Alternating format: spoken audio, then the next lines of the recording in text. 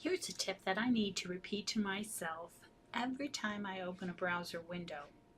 Folks, you don't have to type an entire URL when returning to a frequently visited site.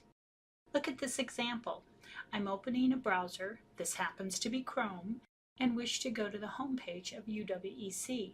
I can easily click into the address area, see everything is highlighted, and type on my keyboard UW and press enter on a Windows keyboard or return on a Mac keyboard.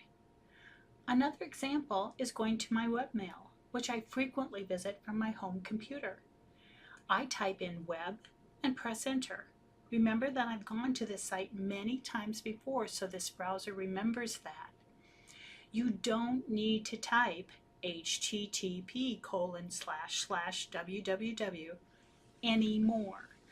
Using this shortcut is faster than finding your bookmarks. Believe me. Here's another thought about breaking this habit. When you find yourself typing out the entire URL or looking into your bookmarks, stop, delete what you've done, and try writing just the beginning letters of that site. Break that "I gotta type the entire URL" habit. Work smarter.